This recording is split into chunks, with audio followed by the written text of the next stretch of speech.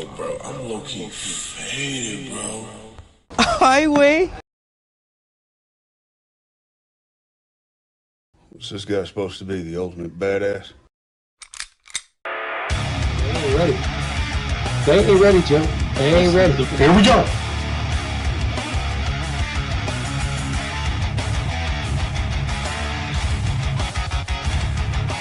I'm gonna go Armor out here, guys.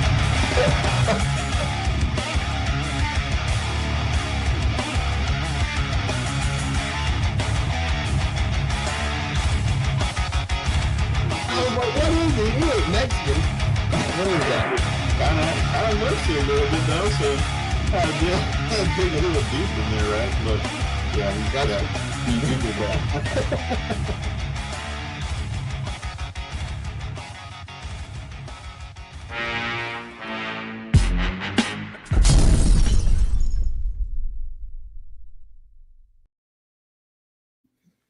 Hey, what's up, everybody? Welcome to another episode of the Frisco Report. We're live. In effect, it is training camp week that's getting wrapped up here in Oxnard, California. So it's the dog days of training camp, Mike, but we got preseason game behind us. We're moving on to the big one, the dress rehearsal. Well, it used to be the dress rehearsal back in the day, but we're on to preseason game 2. Mike, how you doing, bro? What's going on, Joe? Hey, Frisco Report in full effect. Yeah, man, we got a preseason game behind us. We got a training camp practice today. We got to see some of Shotty's responses to the lack thereof in the preseason. So I can't wait to touch on those things. But how's Joe today? No, we're doing good, bro. We're doing good. We're getting through the madness that is the Cowboys offseason. It's all about drama. It's all about the lead up to Jerry Jones's documentary, rehashing the good old times, the last champions. Emmitt Smith, Aikman, Irvin, Leon Lett, Eric Williams. That's going to be the next. That's going to be the next documentary. The last champions. Are we ever going to get back to the Super Bowl, Mike? Not for a while, Joe. Not for a while. We'll make playoffs here and there, but as you know, what happens? You know, we get divisional round and we're done. All right. Yeah. And something dramatic. I mean, super dramatic, catastrophic almost. A miracle, may I say, has to happen. But I mean, before we do anything, I mean, right now, and I don't mean to go long-winded here. We got a whole show to do, but right now, I'm turning on my YouTube, catch up with my Cowboy stuff today, and I'm scrolling through my subscriptions because I am subscribed to the Dallas Cowboys. And there's a red carpet premiere for Jerry Jones. Mm-hmm. I don't care about that. Then I seen a snippet about Schottenheimer saying he can't wait to watch it. Wrong answer, dude. You should have told that reporter I'm focused on football. I might watch it after the season, but right now I'm focused on football. And you know, instead of hitting the tape, instead of hitting game plan, instead of diving into what you're supposed to be diving in as a rookie head coach, you're going to be watching a Netflix series. Didn't like that answer. Didn't like that response, Joe. And Jerry Jones has yet distracted the Dallas Cowboys again in some way, form, or fashion. And no, to answer the question, Joe, not anytime soon. It really does feel like the Cowboys aren't going to win under the Jones family. You know what I mean? I mentioned this to Danny the minute that Jimmy walked out those doors, that the championship days, they died. They're gone. They went with him. So we haven't even gone to a championship game, which is just utterly insane to me. But yeah, man. Anyway, we're talking preseason. We're talking training camp battles. Nowadays, Mike, we have 3 preseason games, right? That's what the rules are. You know, I think maybe what is it? I think 2 teams get like, what is it, 4, right? I think it's like whoever plays in that Hall of Fame game. They end up getting 4, I believe. But anyway, most of them are 3 now. So that middle game, Mike, this is to me where you're going to determine Who's going to be locking up these positions? Oh, but we got one more after that. To me, Mike, that third game is survive. Just put like your lower level dudes out here to get through a game. You know what I mean? Not necessarily like, oh, this guy's got to do good in this last game to make the team. I think that's a myth. I think it's this game. I think once they get to this game, they have an idea of who's making it. They have a good idea of the 50, 51, 52 people that are making this team. That last game, I think, doesn't hold much weight. You know what I mean? Yeah, 100%. That's why these preseason games, Joe, are so important. And you can't go out not disciplined. You can't go out not executing. I mean, every snap for a backup guy is very crucial. And as a rookie head coach, as a defensive coordinator who's a failed head coach in Chicago, as our special teams coordinator who's a failed defensive coordinator and special teams coordinator with the 49ers and with Miami, they don't have a lot of room for error. And Saturday, Joe, nothing but errors. If it was computer, Joe, it crashed every 10 seconds. Yeah, that first game was not that first game was everything that we didn't want to see. And we wanted to see something different.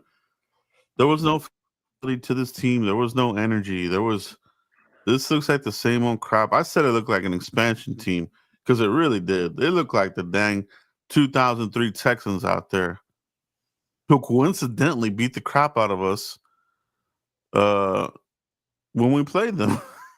We didn't look good, man. Nobody looked good. I was not impressed by the single person.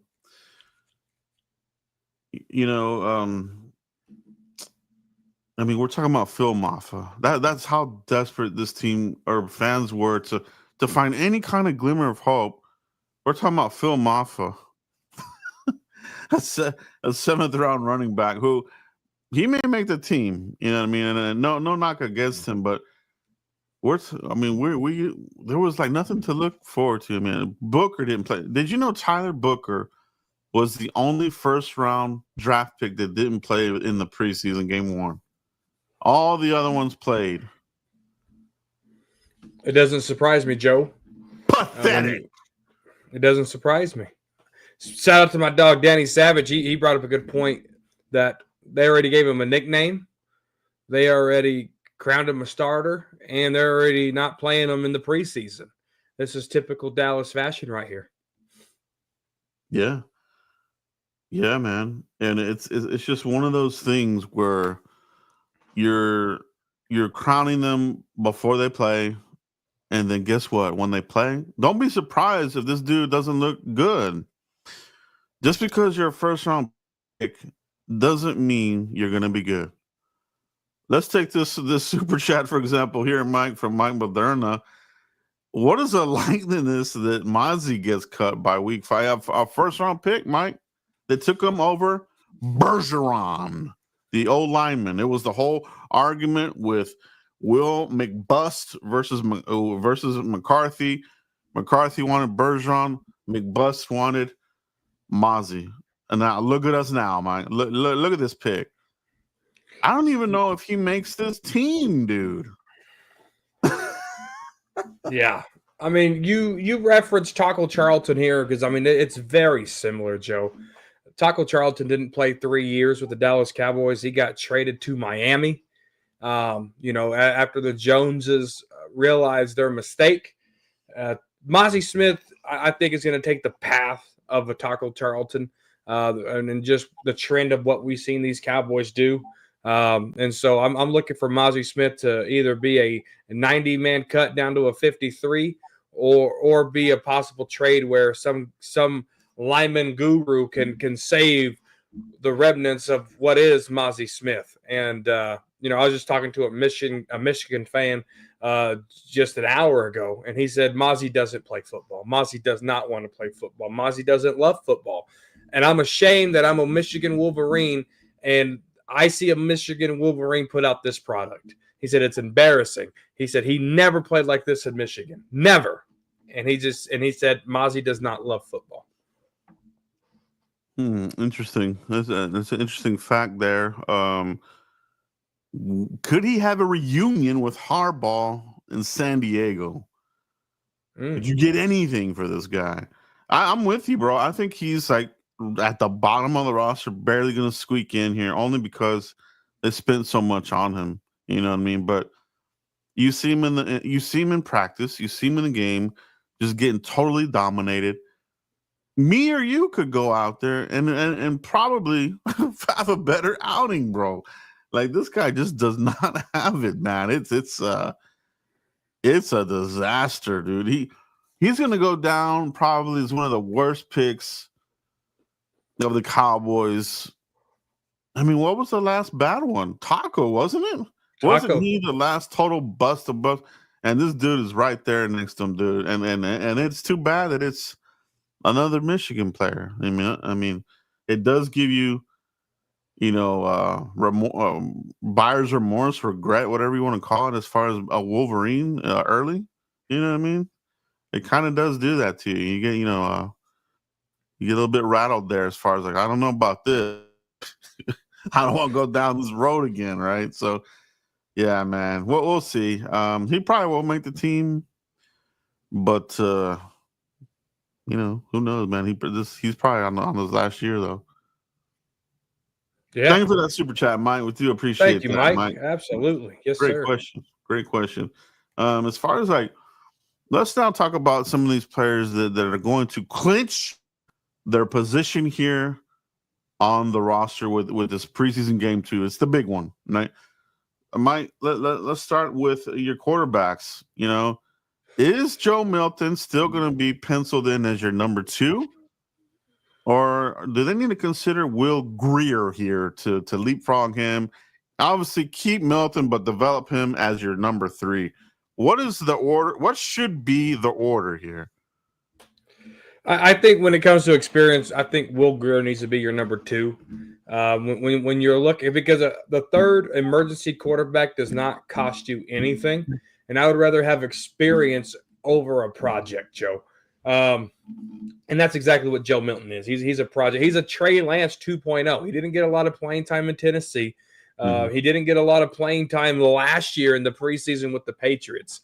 Then you follow it up with his game that he played in Week 18 with the Patriots against Buffalo, and then now you follow it up with that preseason game. He just doesn't have a lot of snaps in his bag.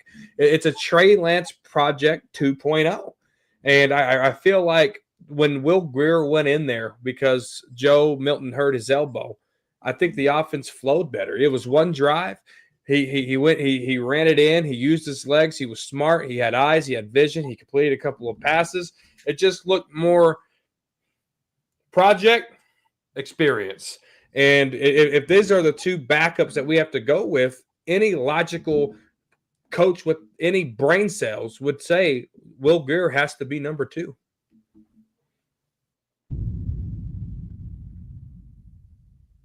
I love it, bro. I love what you said. It's right on. It's exactly what needs to happen. Do we have confidence that this front office will make the right decision and do that? Because, yeah, I mean, if you want to compete and stay and say Dak, get hurt, there's a high chance that he does. In games he may miss this season, who knows? You know what I mean? But history tells you that, especially at this part of his career, his age, it won't take much, right? So Will Grier or Joe Milton to stay in the hunt? You got to go Will Grier, man. Keep developing Milton, you know what I mean? But you're right. He's a 2.0. The big arm can get it down the field, but the short game struggles. The same thing as Lance. Exactly the same thing, bro. Like, it is it's crazy. So you would hope that these guys would have learned from that project to this project. Like, what do we need to do different?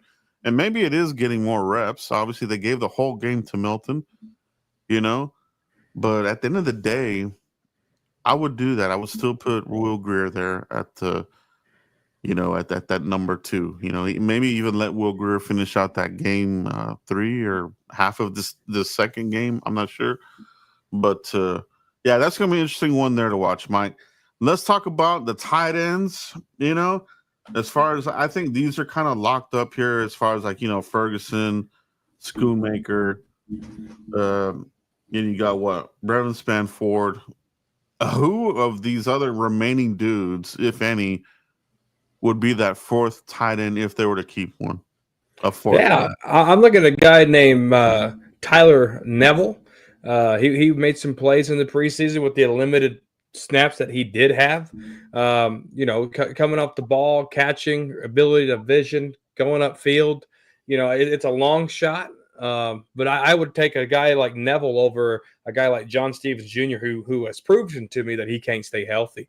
And I would even stash Tyler Neville on the practice squad and see what we got there. Yeah, no, I think that's going to be the battle to watch. If there is a fourth, who would it be? I also like Fairbanks. I think he's a good one to keep a watch of. He's a little bit smaller of a tight end than what the Cowboys typically like to carry on the team. They like that 6'6" big behemoth type of dude, right? He's not really that, but he does get to his spots. He gets to his landmarks. So that's going to be something I'm going to be watching there. That number 4 tight end. Mike, when you look at the other pass catchers, wide receiver, I think this is where the fun starts. Or you look at who sneaks into that last wide receiver position, Mike. And my money is on Trayshawn Holden, bro. Yeah, no, I think that's a good point. Trayshawn Holden, the wide receiver out of Oregon, coming in here making consistent plays in practice. Yes, he only had 2 plays, 2 catches in the preseason, but he felt the coverage. He slowed down on his route. He was able to connect with his quarterback. He was able to find the soft spot in coverage and make those 2 passes. That's intelligence, Joe. Cowboys wide receiver coach has good chemistry with Trayshawn Holden because that was his coach over there. So when you look at this guy can push a guy like Flournoy, Jalen Brooks. Trayshawn Holden I think is bigger than a practice squad spot. I think he can really come in here and make noise at that number 6 spot. Yeah, man, I think this could be the game where he locks that up, where he clinches it. Now as far as the other guys that are still competing, they're going to have to come out and really have a hell of a game too. Whether that's one of the other guys, really. I think Trayshawn has steadily moved up the depth chart, and like you said, he's got his Oregon coach here, who definitely is a sponsor in the room for him. That's as good as you can get. And if you back it up, what you said he was going to do when they signed him here, he's one of those guys that said a lot, and you're like, we hear all these free agent guys coming here with a lot of bravado, and they don't do anything. But he has actually stepped up. To me, he looks better than Tolbert. I mean, Tolbert struggling, Mingo. I just don't. I think that number 3 receiver is just not in a good spot either, man. So that's gonna be a fun battle to be watching here. That last receiver that sneaks onto the roster, Mike. The unfortunate part was we didn't get to see guys like Mingo and stuff. Hopefully, we get to see him against the Ravens. We need to know that we can be successful with Pickens, Lamb, Ferguson, and maybe Mingo, maybe Tolbert. Like, what can we do there at that 3rd wide receiver spot outside of Kevontae Turpin, who I really want to reserve for special teams, who can really be a big body slant guy, up the field slant guy, take those big hits and still be able to get up. Yeah, that's for sure. Mingo's definitely the big body. If it were me between keeping Mingo or Tolbert, I guess I would go with Mingo just because of what you gave up and draft capital. And Tolbert has definitely already hit his ceiling. He is what he is. He's not going to get any better, right? So with Mingo, maybe you get a season with him and with Dak. and we'll see. We'll see what happens there. Let's see. We got a super chat here, Mike Blair. Any of our wide receivers would be better wide receiver 3 than Tolbert. I mean, it very well could be. I think Treson is my attention for that. There's just not a lot back. The wide receiver. They had to go make a trade to bolster the wide receiver core, man, and then get Pickens into the mix. How would you have felt if we were at where we're at right now with just Lamb and the rest of these guys? Can you imagine? Would have been, yeah. No, I mean, we can imagine that, Joe, because 4 months ago we were that way, and we were screaming that, guys, this draft doesn't make sense. We didn't get a wide receiver. In the Frisco report, we need a wide receiver. Pre-draft. So now that the draft happened and then they got Pickens, it makes sense. But we did live it without Pickens here just a few months ago, and it didn't feel good. It didn't feel good at all. No confidence. It definitely would not have looked good, to have Lamb, Mingo, Tolbert, and the rest of the crew. Just not that wasn't a good feeling. Now let's talk about the offensive line, Mike. Who can clinch this up? But before we get to that, and thank you for that super chat, Mike. We do appreciate that. Tyler Booker, bro, is he gonna get snaps in this game, or are they gonna let him sit this out again? Joe, I'm gonna be honest with you. Whoever the 5 linemen is gonna be against Philly, they should all 5 play. Period. Point blank. Because they need to play against somebody. They had one joint practice against the Rams, and the coaches were talking about pad level was too high. The pad level wasn't right. So that means the camaraderie, the continuity, none of that's there. And when you got your 5 guys out there protecting an injury-prone quarterback, if they're not on the same page, that's not going to be good for Dak Prescott. That's not going to be good for the running game, Joe. You might as well just be pissing against the wind at that point. They need reps. Everybody needs reps. Terrence Steele hasn't been his best the past couple of years. You got a rookie there. BB, his second year, he's going to need some continuity there. Tyler Smith, he's Tyler Smith, but I feel like if Nathan Thomas is going to be to the left of him, he needs to be able to trust what's to the left of him so he's not overcompensating and trying to do too much, right? So there's a lot of continuity that needs to happen with this O-line, and I really feel like all 5 of them need to play against the Ravens. They should, bro. They really should. They should at least give me a full series, at least something, man. It's like, at this point, it becomes, are you hiding something? Are you hiding that these guys are gonna? What is it? You know what I mean? With the Rams, they have a ferocious front. You know what I mean? Well, what we saw, Tyler Booker, he won some, but he also lost some. He definitely doesn't look like the best lineman of the starters. You know what I mean? He just looks like a guy who needs more snaps, in my opinion. That's why, man, that kind of infuriated me. That we didn't see any snaps from him in that game 1. And if we don't get any from him in this one, that's it. They're not going to do anything in that 3rd game. You know what I mean? So it's either now or never. Come out here with Philly all, like you said, no camaraderie, no continuity against the Super Bowl champs. You know what I mean? Like, what are they going to look? I mean, they gotta get that going, Mike. I'm with you 100%, bro.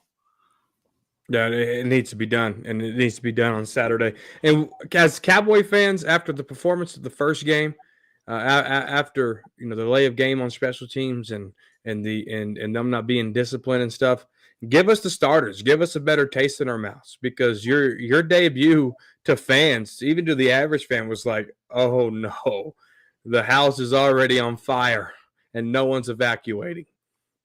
Yeah, to me, it reeked of, is this a one and done coach?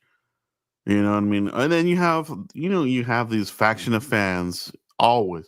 it's too early. Oh my God, the sky is falling. And like they want to say that the sky is falling just because of what we're saying. We're just talking reality here, bro. We don't want this to be the case. But from what you saw, you cannot say that you felt good about what you saw. If you did, there's something wrong with you mentally, because Exactly. that looked terrible, bro. So, yeah, man, we got to see it, man. So, as far as like the other backups are going to try to make this team, I think Nathan Thomas went from practice squad dude. Looks like he could maybe even be a starter there game 1 versus the Eagles. So, who are the other? Are there any other low O linemen that you're looking to they can clinch a spot here? Any of the other backup dudes? AJ Cornelius. I think he had a solid game as a tackle. And that's promising, right? Terrence Steele, he probably won't get a third contract with the Cowboys. So if Cornelius can keep on the consistent showings and stuff that he did have in his first preseason game, if he can keep that up, it's good. We got a replacement, Joe. And that's what you want. You want to draft and develop. That's how you build through the draft. You can't build through the draft and miss. So Cornelius, Phil Maffa, Jadon Blue, these guys have to be able to help turn your roster from the year previous and make an impact. And Cornelius and Nathan Thomas, who was a late draft pick last year, that's good news, Joe. That's really helpful. That gives us a little bit more confidence going into next year as well. Yeah. Yeah, I feel pretty good about the depth at O-line, so I'm really interested to see, who sneaks in there in that last part. Do we see any surprises? You know what I mean? Like, does he make the cut? How confident are you, or do you think that Bass makes the team, or do you think what's your feeling on Bass, Mike, and Hoffman, for example, those two guys? Yeah, I'm glad you brought up Hoffman because I was going to bring him up too. So, I mean, you look at the other guys that didn't play well. Shaheik Charles, who came out of retirement, was supposed to be a big shot. Stay in retirement, buddy. And then the other free agent that's playing right tackle, not looking good as well. So when you got Cornelius, Hoffman, Bass, and Nathan Thomas, when Tyler Guyton comes back from injury, that's only gonna be better for this team. So these panic signings before the draft, them not working out is okay now because I know what I have at the depth between all the guys I just mentioned. Yeah, that's the truth there. Running back, Mike, the topic of topics. We don't want to see a committee, but it looks like it's trending that way. Although they have been, it just kind of looks like Javonte Williams kind of looks like he's locked up. You know what I mean? They sat him out. I don't expect him to play in this game either. Miles Sanders coming back from his injury. The thing that concerns me about Miles Sanders, he gets banged up really easily. You know what I mean? And that's kind of been.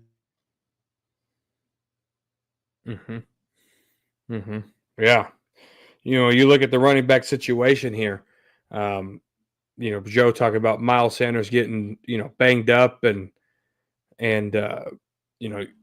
surprisingly to me, guys, Deuce Vaughn is getting RB1 reps today. There was nothing in that preseason game that tells me that he even earned a shot to get running back 1 reps. But Javonte Williams, Miles Sanders, Jadon Blue, I think that's the lock at running back. And Hunter Lemke could be making it at the fullback position. So when I'm looking at these guys here at the running back position, and I'm seeing Deuce Vaughn get number 1 reps in training camp today, what are we doing? There was nothing that he did against those Rams that make me say, you know what, give him number 1 reps. Let Javonte Williams, let Miles Sanders, let Jadon Blue, let him just sit there and let Deuce Vaughn take reps. Zero reason for that, Joe. Yeah, little bitty Deuce Vaughn, Mighty Mouse. Yeah. Now, I did see the depth chart. They updated it again. He did go down in the depth chart, so that might be a little hint of things to come there, or not to come for a little bitty Deuce Vaughn. Malik Davis, they brought him back. I like him over over Deuce Vaughn, man. I like pretty much anybody over Deuce at this point. Yeah. But the committee, get ready for it. Get ready for it. So I don't think there's the only thing that you could take away from this, Mike, Phil Maffa, you know what I mean? Should he make the 53? Do you have him making the 53? How big of a game is this game 2 for a Phil Maffa, Mike? I think for Phil Maffa, you got to see consistency. Did he have a bad game? Absolutely not. He had a touchdown that got took away from a penalty on I think it was Austin Richards.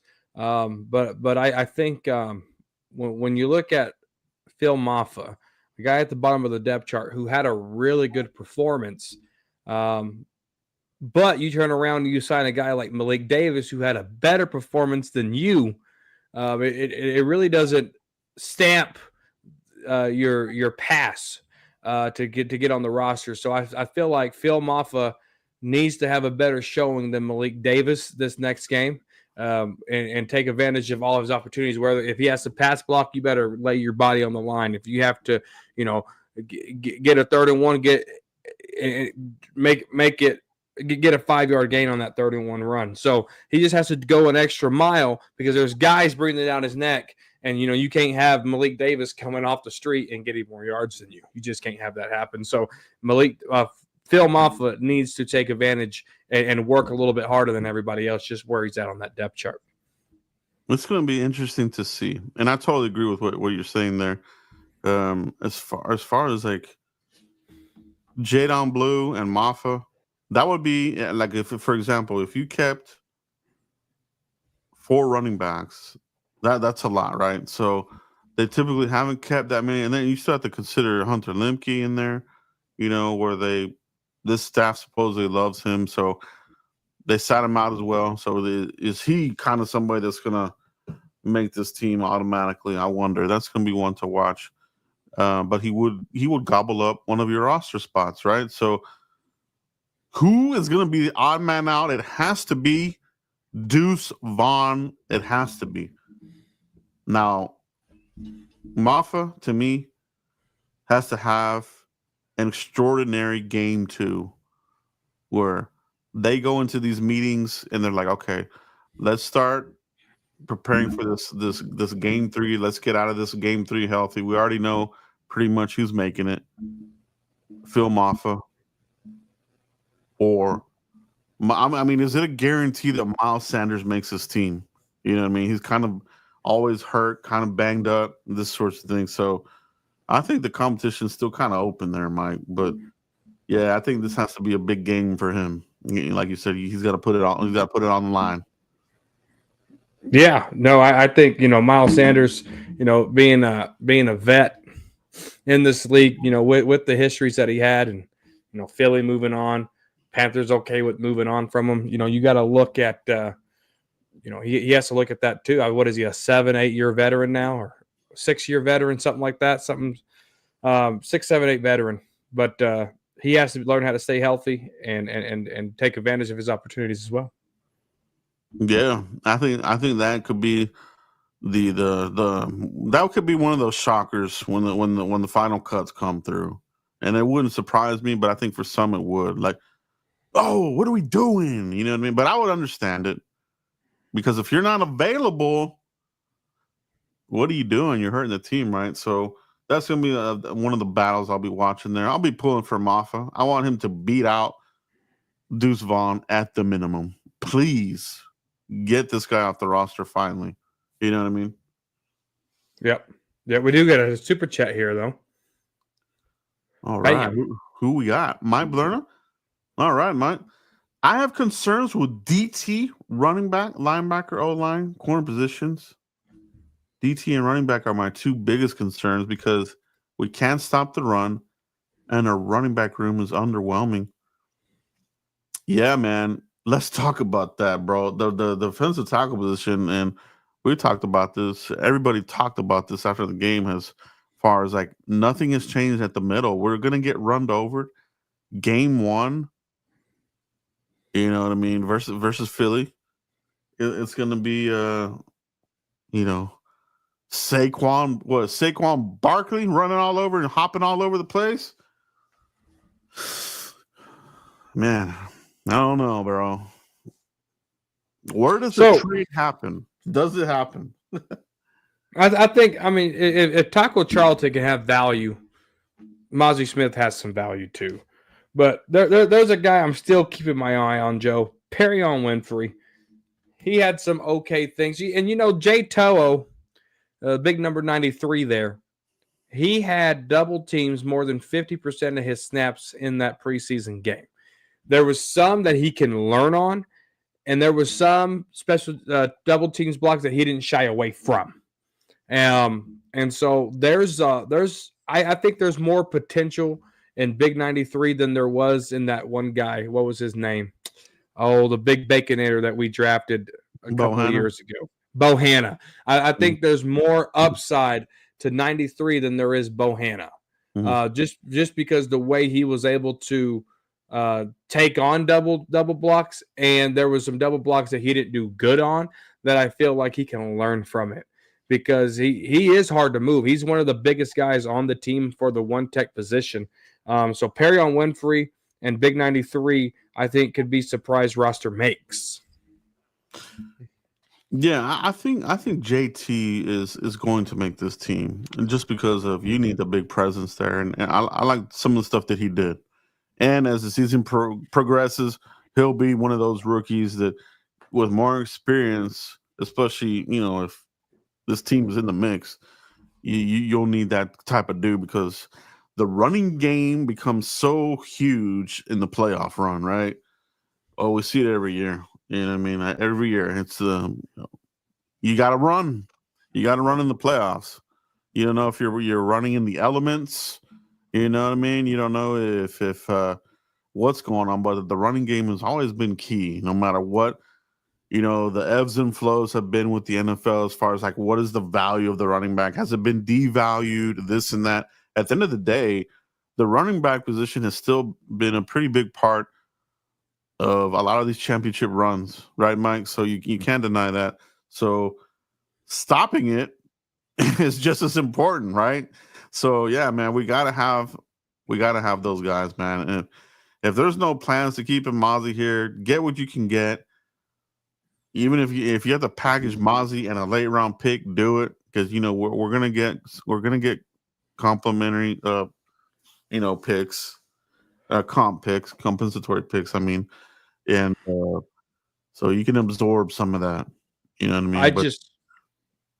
I just got done watching Mozzie Smith's interview before the show, and if you guys have a chance, go watch that on DallasCowboy.com YouTube page.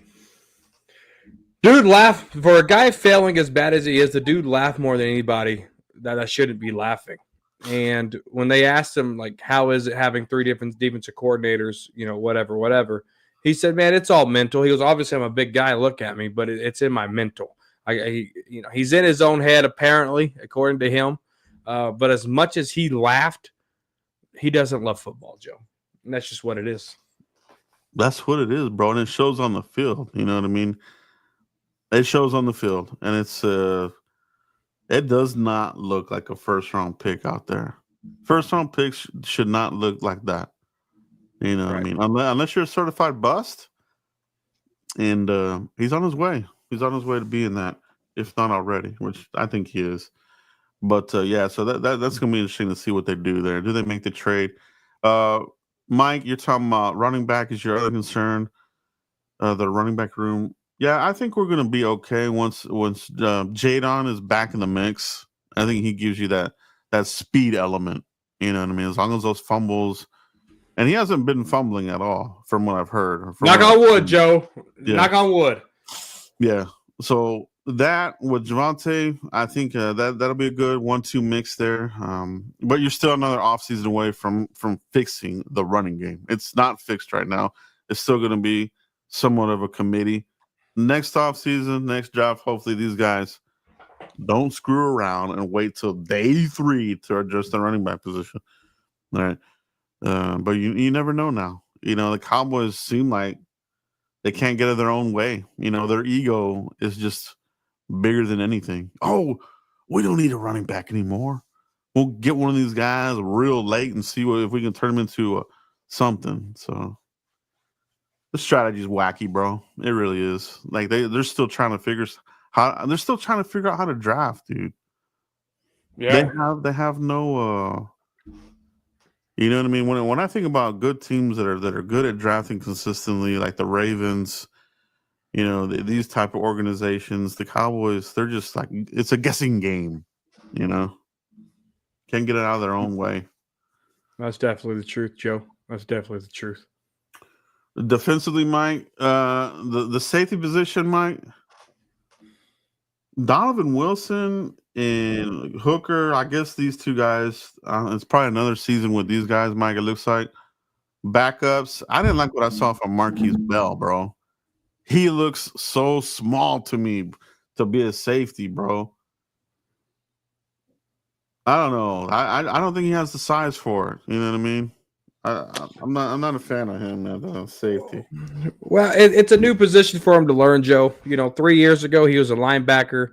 Last year he was 2 years ago he was a linebacker. Last year he was a strong safety. This year Matt Eberflus has him as a free safety.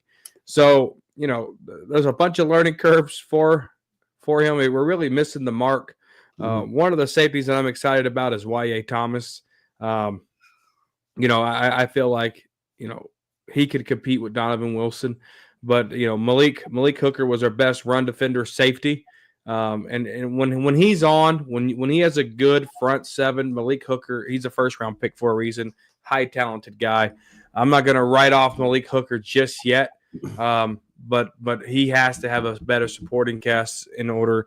You know, Trayvon Diggs and Deron Bland has not been on the field at the same time at all. And so whenever you get Trayvon Diggs, Deron Bland, and you get Malik Hooker, I think you'll see a better version of Hooker.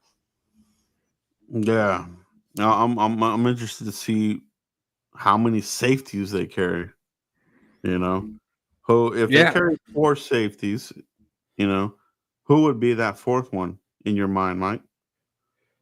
So you got Y.A. Thomas, Donovan Wilson, Malik Hooker, and there was a guy. God, I think his last name's Hall or something like that.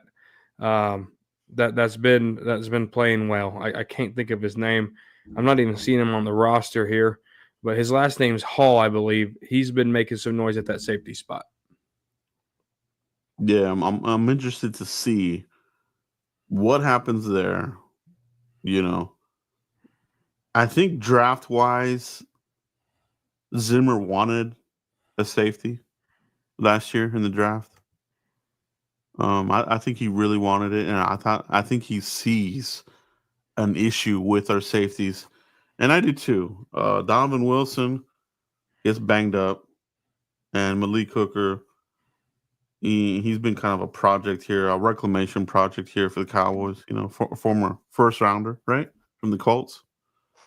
I think Zimmer saw a weakness there that's been exploited in run defense and in the passing game, and I know that he probably wanted to draft a safety. Was my estimation, and they skipped it. You know, they don't hold it in high regard here. Kind of like defensive tackle. Haven't drafted a safety here since Roy Williams out of OU, the Sooners.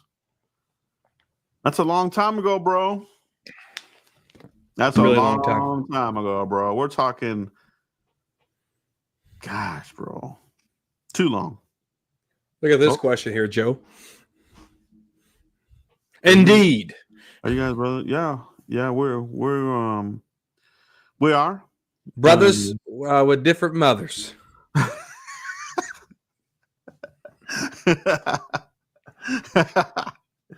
Hey, man. Yeah, bro. Nah, we are. You know, at the DNA level, I guess you could say. DNA. What is that crap called? DNA ancestry or 23andMe or ancestry.com. Oh man, that's funny, bro. I like a good laugh. Cornerbacks, right? Like that's kind of a position here. What do you think about Zion Childress, Mike? You know, he's been making some plays in Oxnard, but when the lights came on, I didn't see enough from Childress. He had some good. I mean, granted, it was just a horrible game with penalties and stuff, but there is some potential in children. I take that back. He did make some plays. I remember calling out his name a couple of times in the watch party that that I hosted.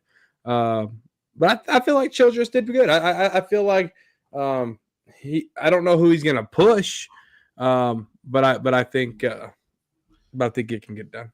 Yeah, I think he can clinch himself a reserve position here, at least until somebody comes back from IR.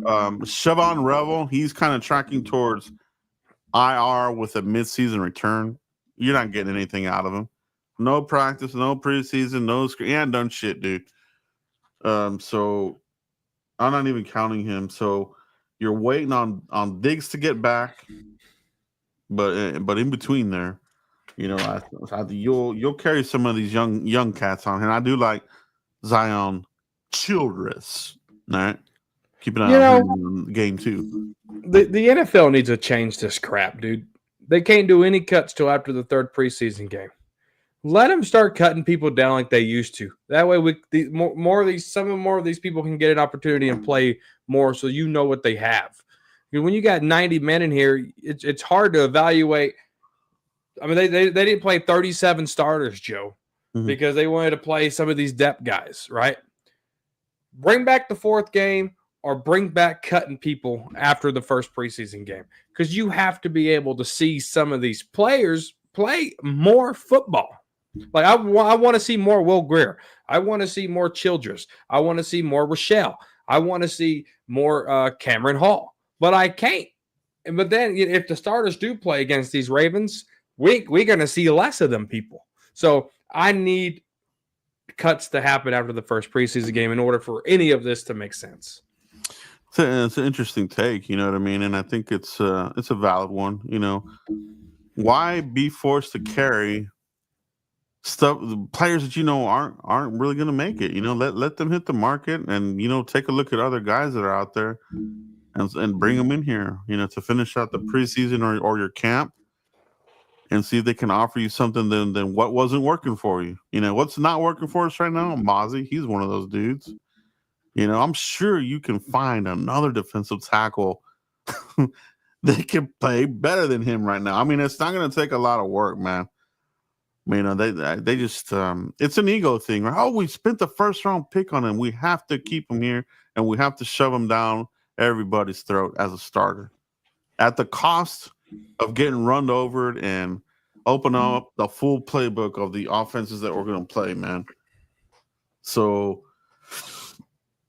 it's weird, bro. It's weird football here in Dallas, but it is something that we're used to. This isn't new to any of us. You know what I mean? But as far as like who's going to make this team, I just feel like there has to be a trade in the works. Supposedly there was a rumor that Jalen Tolbert is on the trade block.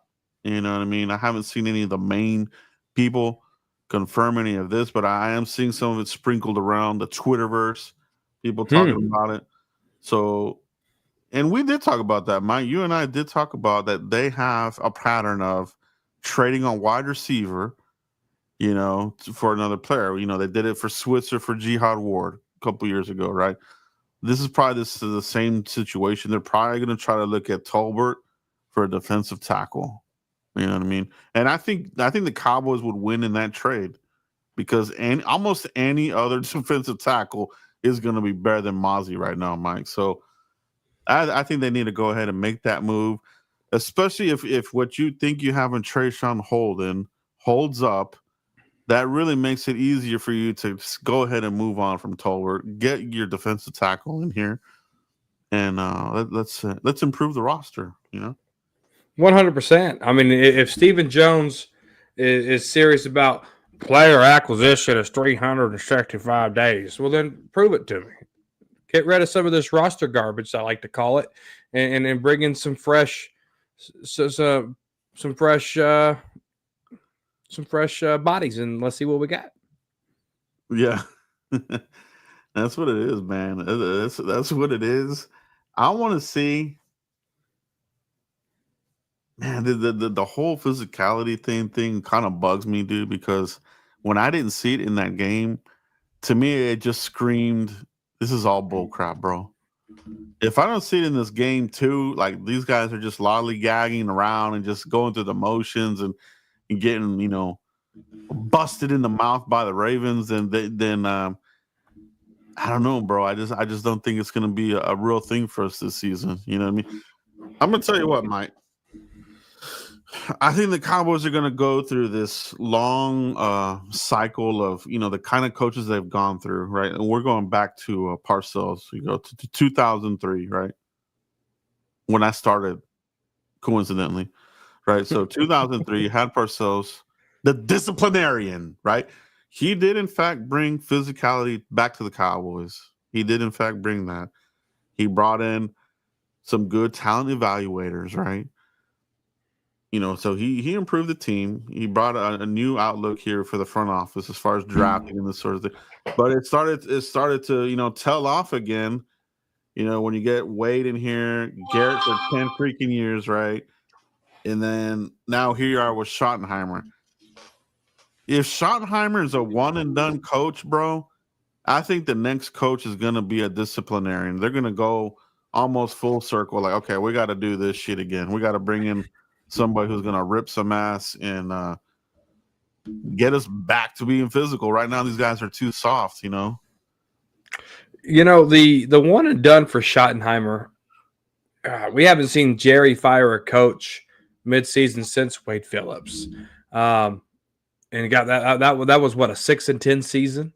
But the confidence I feel like they have in Schottenheimer and what he has been doing in training camp, disciplining players, making them run laps. I mean, they practice tackling today to get better at tackling, right? It has to translate into this next preseason game. Can they tackle better next against these Ravens on Saturday? Can they cut down the penalties? Granted, you're not going to be perfect. 1 or 2 penalties is okay, but you can't have 11. You can't have a freaking 11. You can't have all these missed tackles. And I get it. You've been thudding all training camp, but you got full pads on. You're playing the Rams. Knock their flipping head off, right? And so I got to see better tackling. I got to see less penalties. And for Shotty to be one and done, for the way that Steven and Jerry are talking about Schottenheimer, I really feel like he has to go like 0-17. Like I think if he wins one game, Steven's going to say, "Well, we won one game with Shotty. I think we can win more than that this year, right?" I think they're so bought into Schottenheimer that I think it has to be that bad. Like 0 wins is the only way he's one and done. Interesting. Yeah, I wonder about that. It's an interesting topic to bring up, right? So I wonder what would it take?